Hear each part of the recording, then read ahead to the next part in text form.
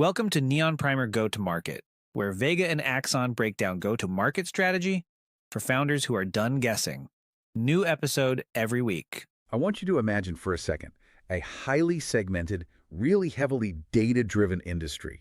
And this industry is currently scaling toward a staggering $347.5 billion market valuation by 2026. Which is just a massive number. Right, it's huge. And when you hear those parameters, Yeah. your brain probably goes straight to Silicon Valley. Oh, for sure. You're picturing like software as a service or AI startups or, some massive server farm out in the desert. Exactly. But the twist here is that we're not talking about tech startups at all. I mean, not even close. We're talking about the electrical contracting sector. Which completely breaks the stereotype, doesn't it? It really does. Because when most of us think about electrical work, we just picture, a single guy with a tool belt and a branded van showing up to fix a flickering kitchen light. Yeah, the classic independent contractor. Right. We generally don't picture a $250 billion economic juggernaut that's running on like advanced analytics and customer personas and incredibly sophisticated go-to-market strategies. And that disconnect right there, that's exactly what we are exploring today. We've got our hands on this comprehensive analyst report, and it details the go-to-market strategy, or GTM, for a modern electrical services business. It's a really deep report, too. Oh, it's fascinating. And our mission for this deep dive is to map out exactly how modern skilled trades are evolving. Looking at how they transition from those simple one-person shops into highly complex operations using targeted marketing, recurring revenue models, and just incredibly optimized back-office systems. It's a total transformation of the industry. Okay, let's unpack this, because before any business can actually sell a service, they have to figure out where the money is flowing. And looking at the data in this report, it seems like the very foundation of the electrical industry is just shifting completely beneath our feet. Yeah, it's a massive macro shift. I mean, if you rewind to 2018, residential single-family work, that made up about 38% of the industry's total revenue. Wow, okay. Yeah, that was the bread and butter for decades, right? But by 2023, that number had dropped to just about 29%. Wait, really? That's almost a 10% drop in just 5 years. Exactly. It's a significant contraction in that traditional homeowner market. The money is moving elsewhere. So where's it going? Specifically, it's moving toward the commercial, institutional, and industrial sectors, what the industry just calls CII. CII. Okay, so we're talking about like factories, hospitals, office buildings, that sort of thing. Yeah, all of the above. And to show you how big of a jump we're seeing, industrial installations alone jumped from 13.6% of revenue in 2020 up to 16.7% in 2023. That's a huge spike. And new construction across the board is sitting at over 36% of total revenue right now. But it's not just the location of the work that's changing, it's the type of work itself. Right, they aren't just out there replacing blown fuses anymore. No, not at all. The industry is seeing this massive trend toward value-added, highly technical services. Oh, what specifically? What does that look like on the ground? Things like commercial electric vehicle charging fleets, Yeah. Large-scale solar integrations, and really complex smart building networking. Oh, wow. Yeah. These are highly capital-intensive installations. They require serious, specialized engineering. And because of that complexity, the report actually notes that over half of electrical contractors now have 10 or more employees. Because a solo operator just can't do it. Right. A guy in a van simply cannot handle a commercial EV fleet project. It's impossible. That makes total sense. I mean, it's like the difference between patching a leaky pipe under your sink and engineering a city's entire water main. That's a great way to look at You it. just can't be a generalist with a wrench anymore. Engineering that water main requires specialized expertise, major logistical planning, and just a completely different class of equipment. The real growth demands specialization. Absolutely. But I'm curious, does that mean the massive national companies are just going to swallow up the whole industry? Like, does the little guy just get squeezed out? What's fascinating here is that, no, they don't. The market remains incredibly fragmented. Really? Even with these huge commercial projects? Yeah. I mean, yes, the report mentions titans like Quanta Services, Cleveland Electric, Five Star Electric. Those massive firms are definitely dominating the giant utility-scale mega projects. Which makes sense. Right, and those mega projects make up over 20% of their revenues. But they aren't monopolizing the local or regional levels. That fragmentation is essentially the golden ticket for an independent, mid-sized business. So there's a sweet spot in the middle. Exactly. If a local operator can pivot away from fighting over that shrinking pie of single-family residential repairs and instead master these high-growth, value-added CII installations, they can capture a highly lucrative middle market. But, capturing a totally different market requires a totally different conversation. Oh, 100%. You can't just run a newspaper ad that says, call us if your lights go out, and expect a hospital administrator to call you for a massive solar integration. You have to radically change who you're talking to. You have to know your buyer personas inside and out. And the report actually breaks down 6 specific customer segments, but it really crystallizes the strategy around 3 distinct personas. Okay, let's hear them. So the first is homeowner Hannah. She represents that traditional shrinking residential segment we talked about. Okay, and what makes Hannah tick?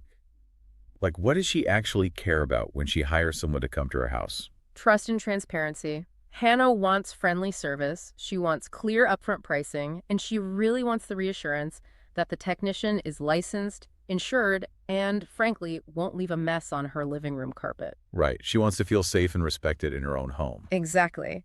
But her buying triggers are completely useless when you try to sell to the second persona, which is Builder Bob. I'm assuming Bob is on the commercial or new construction side. Yeah, Bob is your general contractor handling new builds. Bob does not care if your technician makes pleasant small talk. Bob has no time for small talk. None.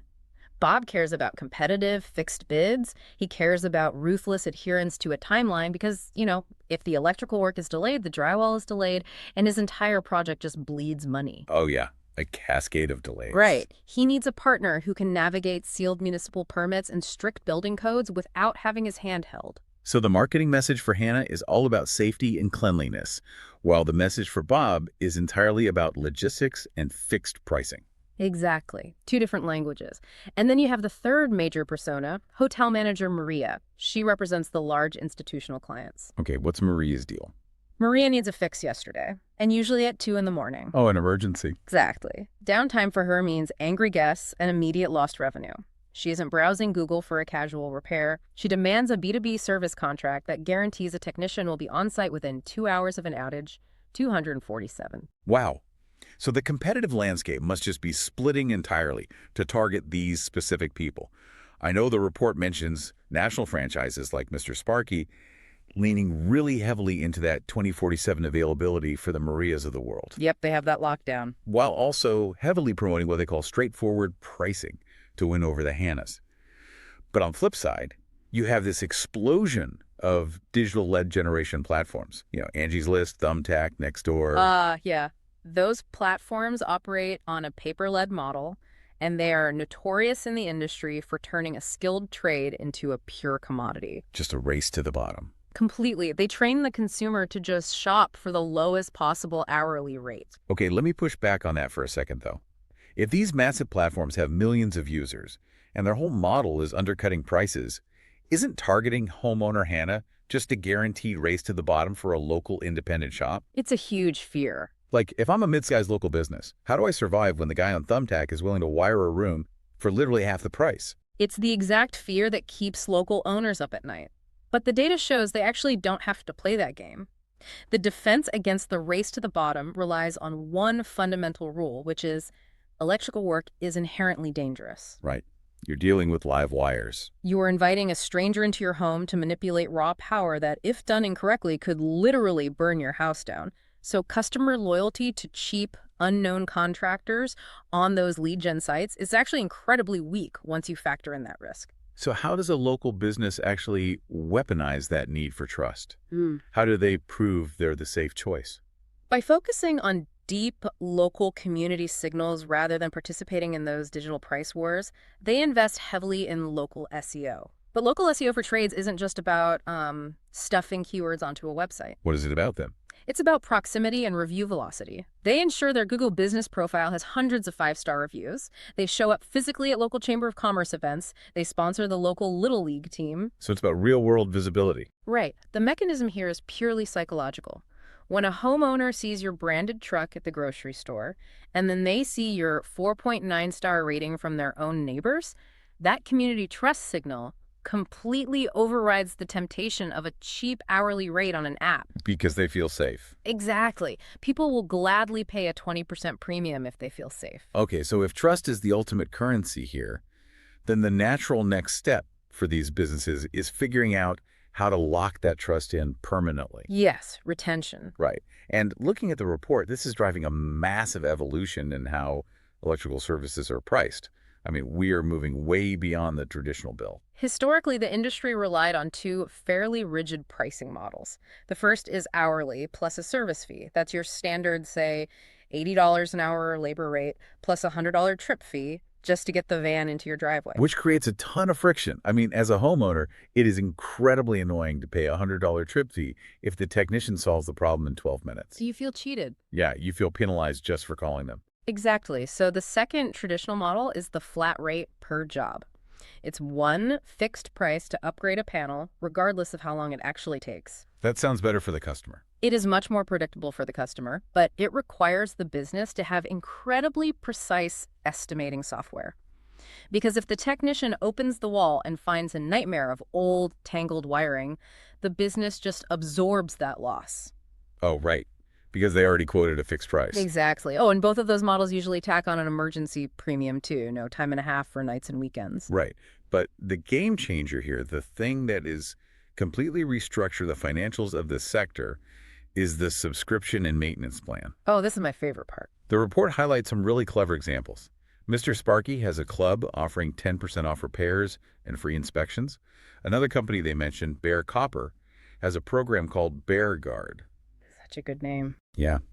And for about $24.50 a month, you get an annual safety inspection, priority scheduling, and service discounts. Oh. And for the commercial clients, they offer B2B tiered contracts at, bronze, silver, and gold levels. Okay, can we just pause and appreciate how brilliant this is? Go for it. I absolutely love this strategy. In the software world, we talk about MRR constantly, monthly recurring revenue. Right. It's the gold standard for tech companies. It's the holy grail. It stabilizes cash flow, it kills seasonal dips, and more importantly, it drastically changes the valuation of the company. How so?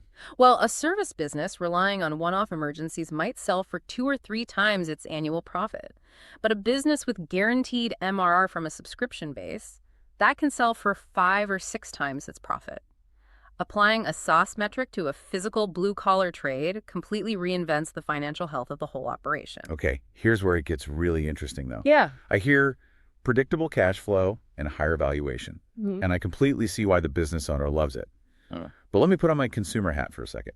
Yeah. Do these subscriptions actually offer real value to someone like Hannah?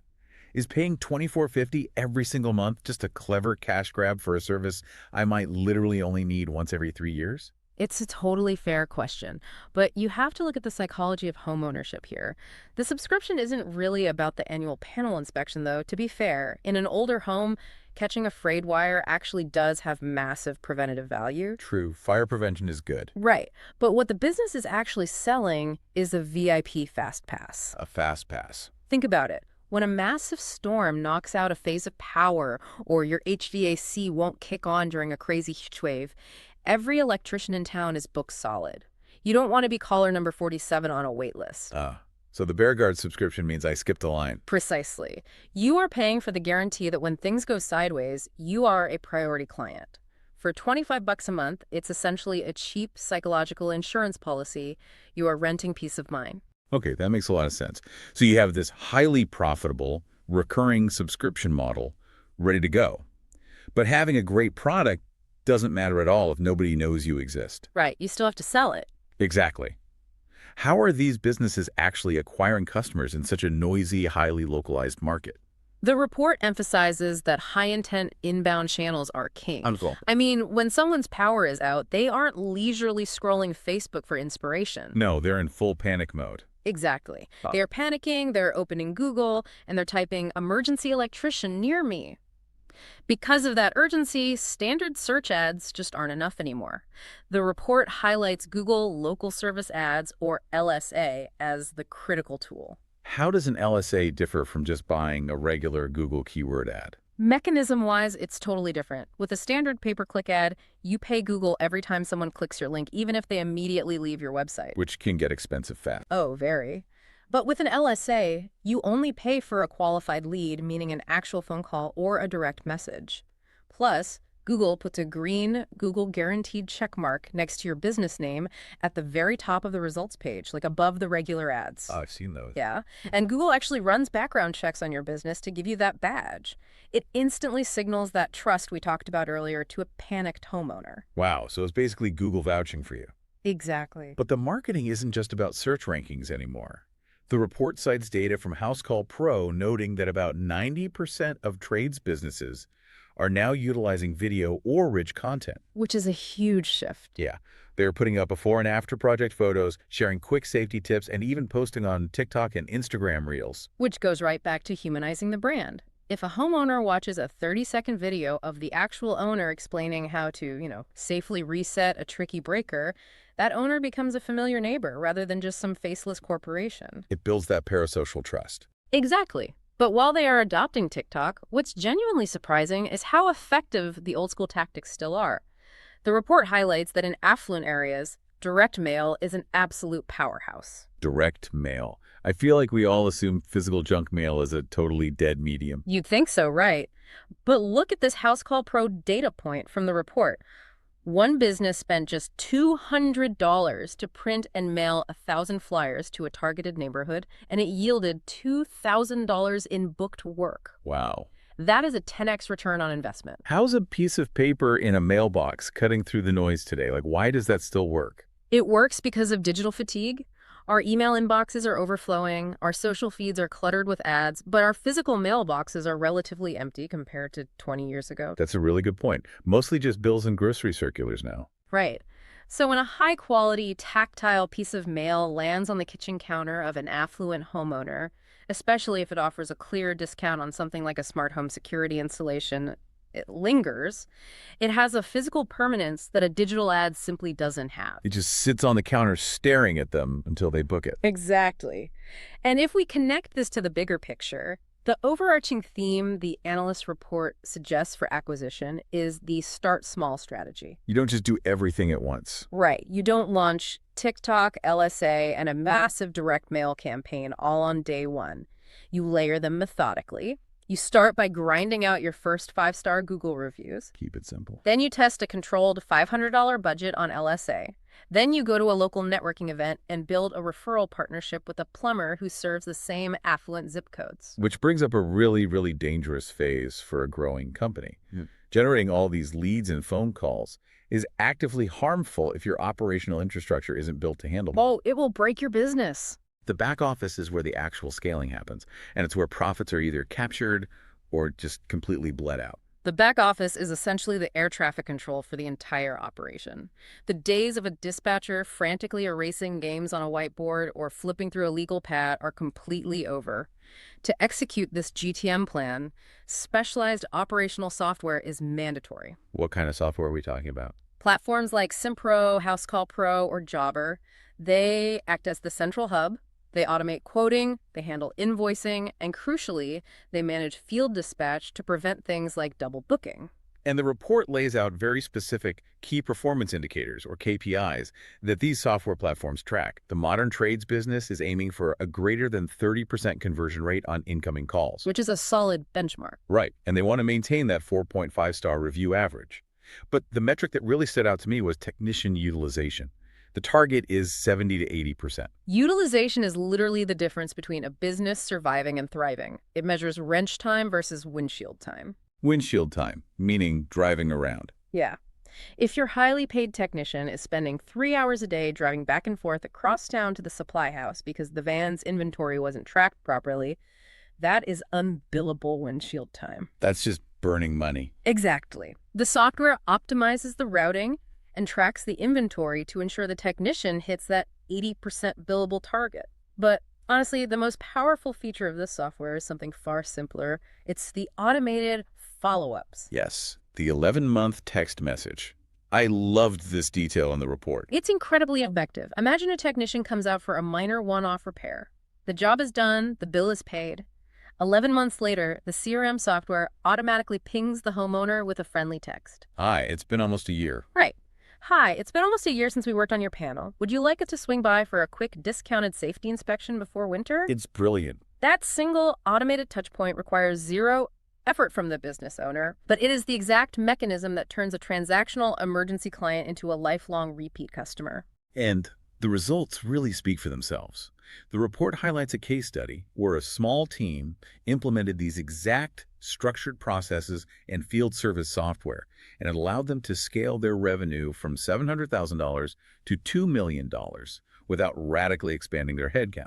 That is massive growth. The software essentially gave them a whole new gear. But as an owner, how do you balance the budget? Like, how do you decide whether your next $1,000 goes to more Google ads or to upgrading your software? The analyst report provides a fantastic 12-month phased roadmap to answer exactly that. The golden rule is that your marketing spend should sit at roughly 5 to 10% of total revenue, scaling dynamically based on what the data tells you. So you start small. Yeah, in quarter 1, you aren't buying billboards. You might spend $1,000 or $2,000 getting a clean, conversion-optimized website and setting up a small Google Ads test. You build the foundation. You make sure the air traffic control system works before you send up more planes. Exactly. I love that analogy. By the time you reach quarter 4, assuming those early tests proved your conversion rate is solid, the budget scales up. Now you're investing in a full vehicle wrap signage to turn your vans into rolling billboards. You're fully integrating those automated 11-month CRM follow-ups. They're running on all cylinders. Right. The balance is maintained by letting the software dictate the spend. If your dashboard shows your conversion rate is high and your techs have availability, you increase the ad spend. If your conversion rate drops or your techs are overwhelmed, you pause the ads and fix your operations first. Okay. So what does this all mean? Pulling all these threads together, the ultimate takeaway from this analyst report is that the electrical contracting industry is just completely unrecognizable from what it was a decade ago. It's a totally different ballgame now. It really is. It is a highly segmented, aggressively data-driven space. The businesses that are capturing a piece of that $347.5 billion market are the ones treating their trade like a modern tech company. Yeah, without a doubt. They understand the mechanics of local SEO. They are stabilizing their valuation through monthly recurring subscriptions, and they are living and dying by rigorous software-tracked operational KPIs. It really is a masterclass in modern service economics. And for you listening, whether you are a homeowner who will eventually need to hire a trade professional or maybe an entrepreneur trying to scale a service business of your own, understanding this operational playbook completely changes how you view the service economy. You'll never look at a work van the same way again. Definitely not. The next time you see a branded van at a stoplight, you aren't just seeing a tradesman. You are looking at the endpoint of a highly sophisticated, multi-channel data funnel. This raises an important question, though, and it's something to really chew on. Okay, what is it? We've talked extensively about the adoption of software-style models in the physical, right? Yeah, MRR stuff. Right. So as blue-collar trades increasingly push monthly subscription plans like BearGuard, what happens when every physical system in our homes, the wiring inside the walls, the plumbing under the floor, the HVAC unit on the roof, becomes tied to a recurring monthly service? Oh, well. Will we eventually own our home's upkeep, or are we moving toward a future where we are permanently renting our own peace of mind? It's a fascinating thought to end on. We started this deep dive looking for a tech-forward, multi-billion-dollar industry. And it turns out the most sophisticated recurring revenue platform isn't sitting on a server in Silicon Valley. It's wired directly into the walls of your own house. If you got value from this, share it with someone building something real. And if you want to stay sharp on go-to-market, follow Neon Primer GTM. We'll be back with more.